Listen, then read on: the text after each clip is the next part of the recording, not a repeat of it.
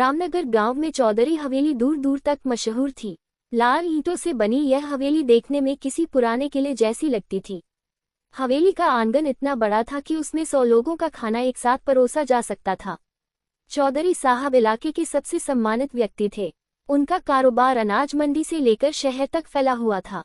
चौधरी साहब की पत्नी सावित्री देवी धार्मिक और संस्कारी स्त्री थी। वे हमेशा घर के बड़े बुजुर्गों और बच्चों की देखभाल करती। घर में 2 बेटे थे, अर्जुन बड़ा बेटा और उसकी पत्नी सुमन, करण छोटा बेटा और उसकी पत्नी रीना।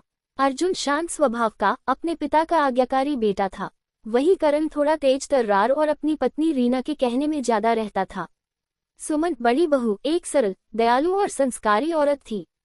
वह पूरे घर को जोड़कर रखने की कोशिश करती। इसके विपरीत रीना छोटी बहू चालाक और महत्वाकांक्षी थी। उसकी नजर हमेशा चौधरी साहब की जायदाद पर रहती। बाहर से देखने पर यह परिवार आदर्श लगता था, लेकिन हवेली की दीवारों के भीतर धीरे धीरे तनाव पनप रहा था। एक दिन हवेली के आंगन में रीना ने सबके सामने सुमन पर इल्जाम लगा दिया। रीना बोली, माँ जी, आप जानती हैं, भाभी रोज तिजोरी से पैसा निकालती है और अपने मायके भेज देती है। अगर यही हाल रहा तो एक दिन ये हवेली खाली हो जाएगी। सुमन के चेहरे पर हैरानी और आंखों में आंसू थे। उसने कांपती आवाज में कहा, नहीं माँ जी, ये सब झूठ है। मैंने आज तक ऐसा कोई काम नहीं किया। आप तो जानती हैं कि मैं हर बात में आपसे पूछकर ही कदम उठाती हूँ। लेकिन रीना की बातों का असर घरवालों पर पड़ा। करण ने अपनी पत्नी का साथ दिया और धीरे धीरे चौधरी साहब के मन में भी शक पैदा होने लगा। सावित्री देवी सुमन पर विश्वास करती थी, पर परिवार का माहौल बिगड़ने लगा। अर्जुन अपनी पत्नी का साथ देता, पर रीना के झूठे सबूतों ने माहौल और भी खराब कर दिया।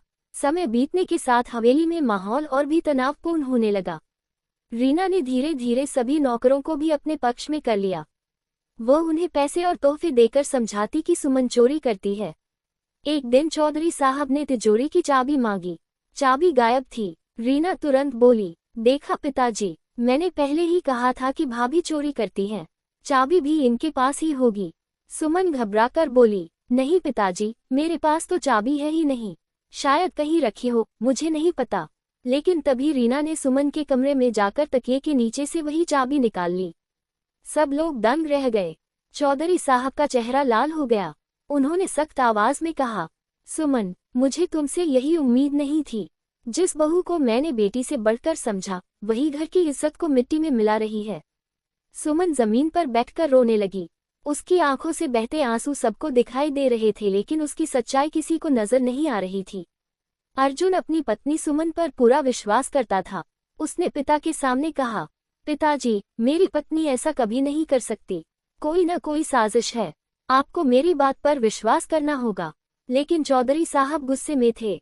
उन्होंने अर्जुन को डांट दिया, तू हमेशा अपनी पत्नी का पक्ष लेता है। बेटा, घर की इज्जत पहले होती है, रिश्ते बाद में। अर्जुन को चुप होना पड़ा। वह जानता था कि रीना ने सारा खेल रचा है, लेकिन सबूत उसके पास नहीं था। रात को जब सब सो गए, अर्जुन ने सुमन से कहा, रो मत सुमन, सच चाहे कितना भी छुप जाए, एक दिन सामने जरूर आएगा। मैं तेरे साथ हूँ। सुमन ने कांपती आवाज में जवाब दिया, बस अर्जुन, यही हिम्मत मुझे जिंदा रखे हुए है, वरना तो सब मुझे अपराधी मान चुके हैं। एक रात हवेली के पुराने हिस्से से अजीब सी आवाज आई। हवेली का वह हिस्सा सालों से बंद था। लोग कहते थे कि वहां कोई नहीं जाता, क्योंकि चौधरी साहब ने वहां पुराना सामान बंद कर रखा है। सुमन को लगा कि कोई वहां गया है। उसने चुपके से जाकर देखा। उसने देखा रीना वहां किसी अजनबी आदमी से मिल रही थी। उस आदमी ने उसे पैसे का बड़ा बंडल दिया और कहा, काम जल्दी होना चाहिए, हवेली का कागज मेरे हाथ लगना चाहिए। रीना ने पैसे लेते हुए कहा, चिंता मत करो, सबूत बनाने और दूसरों पर इल्जाम लगाने का काम मुझे आता है। बस कुछ ही दिनों में हवेली पर हमारा हक होगा। सुमन ये सब सुनकर सन रह गई। उसकी सांसें तेज हो गईं। अब उसे समझ आया कि रीना ने उस पर चोरी का झूठा इल्जाम क्यों लगाया था। रीना की बातें सुनकर सुमन का दिल कांप उठा। वह चाहती थी कि सच सबके सामने लाए, लेकिन उसके पास कोई सबूत नहीं था। अगर वह बिना सबूत के कुछ कहेगी तो सब उसी पर हंसेंगे और कहेंगे कि वह झूठा इल्जाम लगा रही है। रात भर सुमन को नींद नहीं आई। सुबह होते ही उसने अर्जुन को सब बताना चाहा, लेकिन तभी रीना ने चालाकी दिखाई। वह सबके सामने सुमन के कमरे में आई और जोर जोर से बोली, भाभी, इतनी रात को हवेली के पुराने हिस्से में क्यों गई थी? कोई गुप्त काम था क्या? सब लोग इकट्ठे हो गए। चौधरी साहब भी आ गए। सुमन सकपका गई। रीना ने मुस्कुराते हुए कहा, माँ जी, मुझे तो डर लग रहा है, कहीं भूत प्रेत न देख लिया हो भाभी ने, तभी तो इनका चेहरा इतना पीला पड़ा है। सभी लोग हंस पड़े, लेकिन सुमन की हालत और खराब हो गई। अब उसे समझ आ गया कि रीना न सिर्फ चालाक है बल्कि बेहद खतरनाक भी है। हवेली के पुराने हिस्से में एक और तिजोरी थी जिसे सालों से किसी ने नहीं खोला था। चौधरी साहब के पिता ने उसमें कुछ जरूरी कागज रखे थे। उस तिजोरी की चाबी सिर्फ चौधरी साहब के पास थी। रीना की नज़र उसी तिजोरी पर थी। उसने किसी तरह चौधरी साहब की नकल करके चाबी की डुप्लीकेट बनवा ली। एक रात जब सब सो रहे थे, रीना चुपके से वहां गई और तिजोरी खोलने लगी। लेकिन तभी सुमन पीछे पीछे वहां पहुंच गई। उसने सब देख लिया। सुमन ने रीना को रोकते हुए कहा, इतनी रात को यहाँ क्या कर रही हो रीना? रीना चौंक गई, लेकिन तुरंत संभल कर बोली, भाभी, आप भी, मैं तो बस देख रही थी कि तिजोरी कितनी पुरानी है। सुमन को अब यकीन हो गया कि रीना कुछ बड़ा करने वाली है। सुमन ने चुपके से अर्जुन को सब बता दिया। अर्जुन ने कहा, सुमन, अब हमें सबूत जुटाने होंगे, सिर्फ देखने से काम नहीं चलेगा। रीना चालाक है, पर सच को छुपा नहीं सकती। अर्जुन ने हवेली में लगे पुराने कैमरों को ठीक करवाया और उन्हें गुपचुप तरीके से चालू कर दिया। अब हवेली के हर कोने पर नजर रखी जाने लगी। कुछ ही दिनों में कैमरे में रीना की असलियत कैद हो गई। वह उसी अजनबी आदमी से पैसे ले रही थी और हवेली के कागज सौंपने की योजना बना रही थी।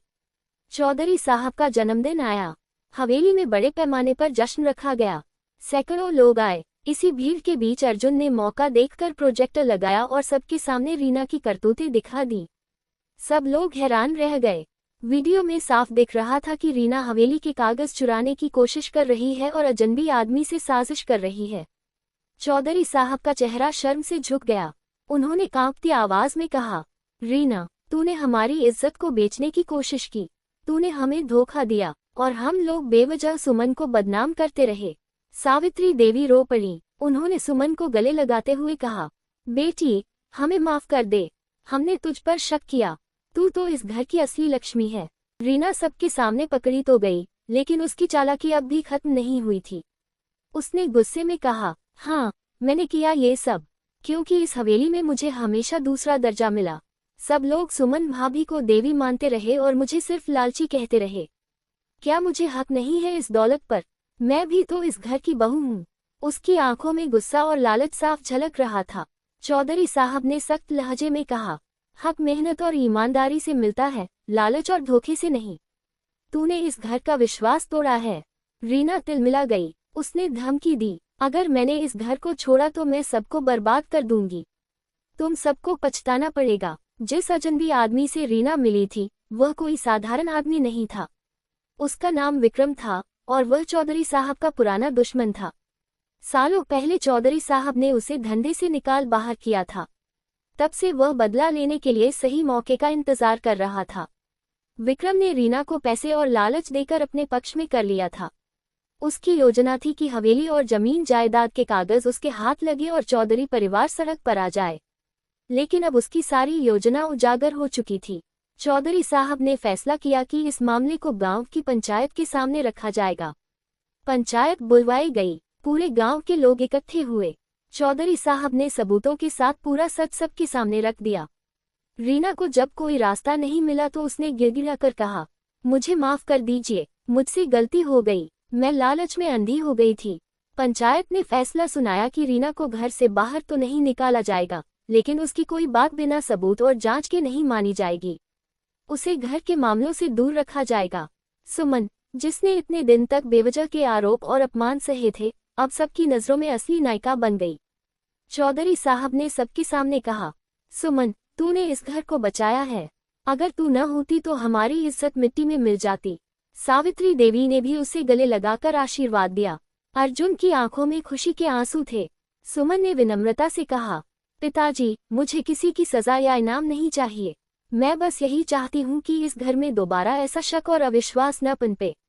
घर की असली ताकत परिवार का एकजुट रहना है। सबकी आंखें नम हो गईं। हवेली में फिर से शांति लौट आई। अर्जुन और सुमन का रिश्ता और मजबूत हो गया। करण को भी एहसास हुआ कि उसने बिना सोचे समझे अपनी पत्नी का साथ देकर बड़ी गलती की थी। उसने अर्जुन और सुमन से माफी मांगी और कहा, भैया भाभी, मैं शर्मिंदा हूँ, आगे से आंख मूंद कर किसी पर विश्वास नहीं करूंगा। रीना अब भी हवेली में थी, लेकिन उसका घमंड टूट चुका था। उसने धीरे धीरे अपना स्वभाव बदलना शुरू किया। ये कहानी यही सिखाती है कि घर की असली ताकत प्यार, भरोसा और ईमानदारी में है। लालच और धोखा कभी किसी को सुख नहीं देता। सच चाहे देर से सामने आए, लेकिन जीत हमेशा उसी की होती है।